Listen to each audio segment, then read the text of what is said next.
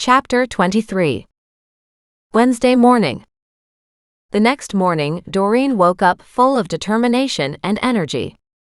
She finished off the closet in her bedroom, taking everything she wasn't keeping to the garage, stopping to admire the fact that the garage was now 99% empty, and started stacking up donation stuff on the floor. She went back upstairs, her bedroom now mostly empty.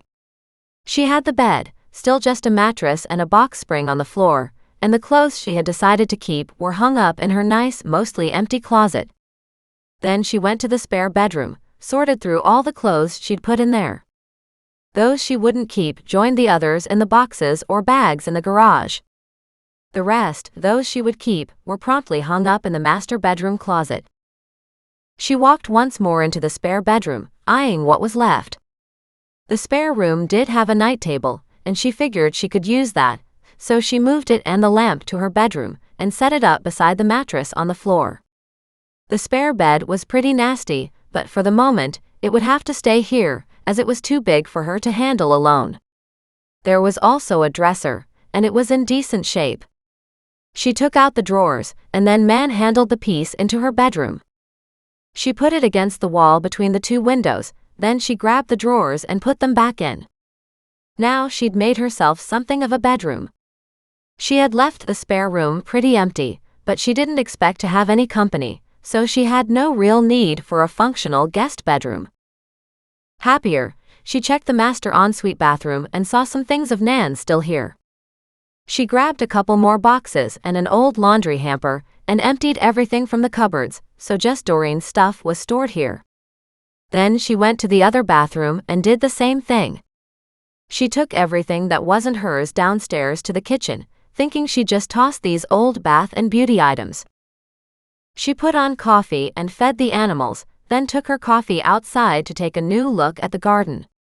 A ladder still rested against the backside of the garage, laying on the long side on the grass. Not the wisest thing for a single woman living alone to leave outside, to give intruders this handy access to her second floor. She had no heavy-duty hooks inside the garage to hang this ladder up on a wall. Something else to add to her to-do list.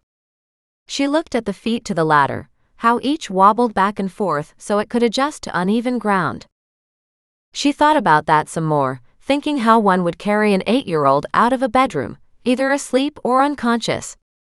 Even if the window was 4 feet high, it would still be awkward to get the dead weight of a drugged or sleeping child outside, or easier to carry a willing child than to let her climb the ladder herself. No matter what, it seemed a ladder would have been necessary.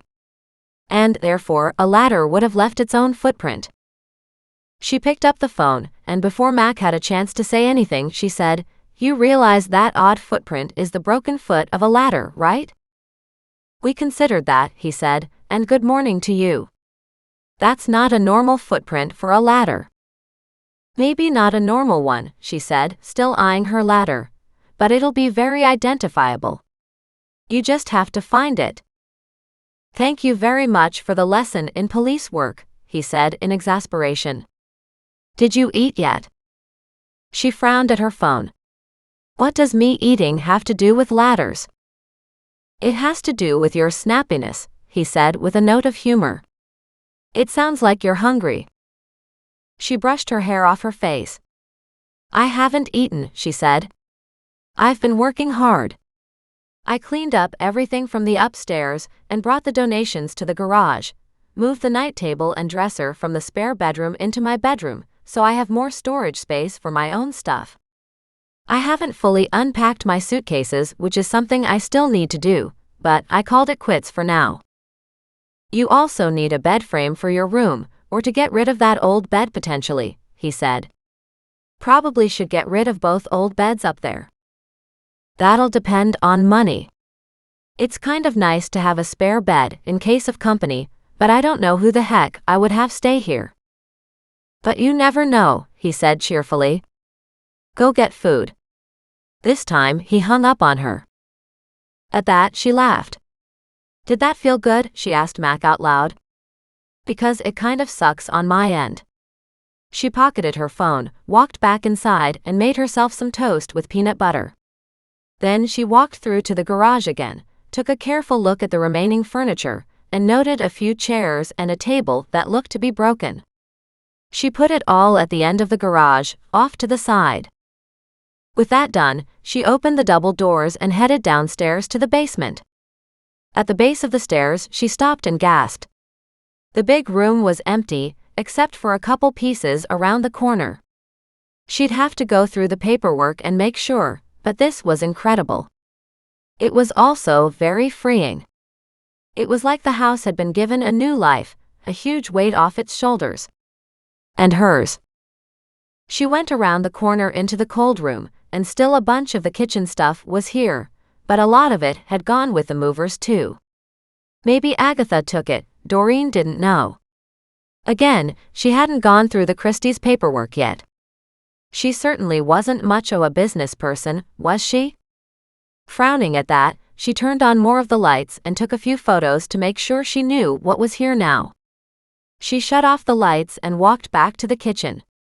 The stack of paperwork documenting the transfer from her house to Christie's was large in front of her, and most pages listed multiple items.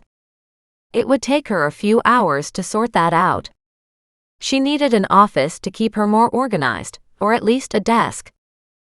She had seen a broken desk in the basement. She wondered if that was fixable. She headed back downstairs. Although the desk was relatively nice, the face on one of the drawers had come off along with one leg, but she found both pieces nearby.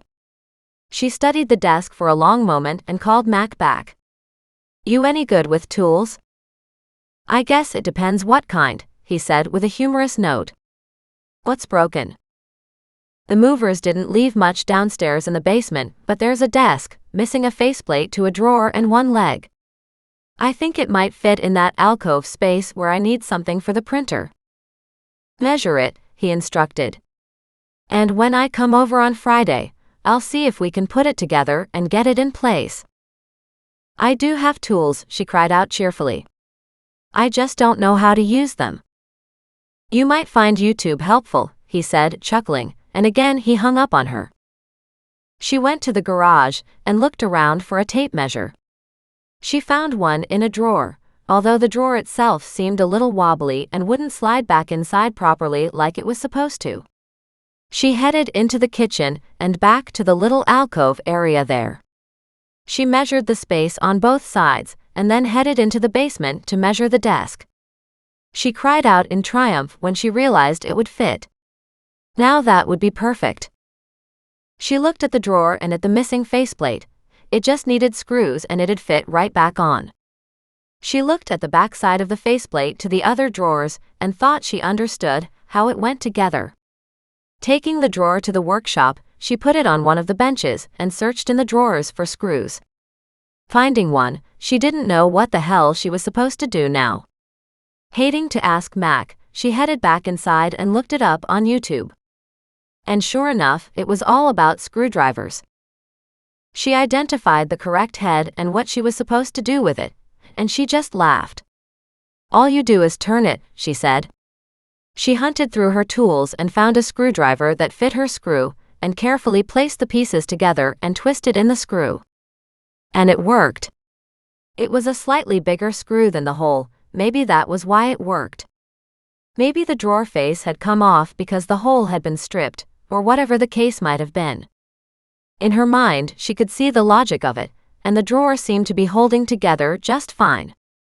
She left the drawer there and then brought up the other drawers to the kitchen, and on her last trip, she carried the broken desk out to the garage. Studying the way the other legs were attached to the desk, she fixed the broken leg too. She was beside herself with joy. She'd repaired it. By herself. Without Mac. She'd also taken pictures every step of the way. She sent the pictures to Mac, and then a selfie with her beaming, standing beside the desk in the garage. When he called her a few moments later, he said, "Wow.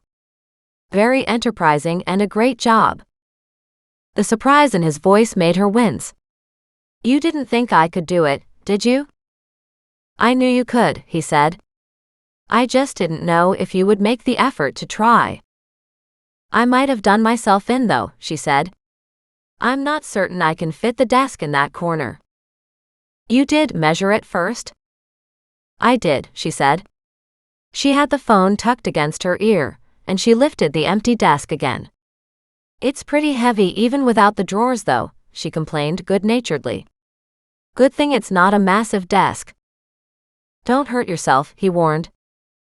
Mac, she said, if I lived the way you want me to, I wouldn't have any fun at all. Ha, he said. There's a big difference between getting in a murderer's face and accusing him of crimes that will send him away for the next 20 years, versus lifting a desk. Just then, the desk slipped out of her hands and came crashing down. His voice came through the phone. Hey, are you okay? What was that? I'm fine, she said. And the desk held. Now I just have to drag it and drop it into the right place. I'll talk to you later, she said, and she hung up the phone. The reason she'd stumbled was because of Goliath, trying to help. She looked down at him and groaned. Goliath, you're not supposed to be under the desk. Let me get it into place. Then you can hop on the desk. It took a bit of maneuvering, but she did get it inside the kitchen and down to the end of the alcove. Instead of putting it at the end so she faced the wall, she put it under the window so she could see outside. She was huffing and puffing by the time she was done, but she hooked the printer back up, set her laptop on the desk, along with a stack of papers from the kitchen dining area. That left her table clear, since John had taken a large stack of the old books, but she didn't remember him saying he would take them all. She had taken photos of the spines, so she knew which ones had been here, and she could only hope these men were trustworthy. She'd learned a lot in the last year since separating from her husband, and now knew people weren't always as honest as she wanted them to be.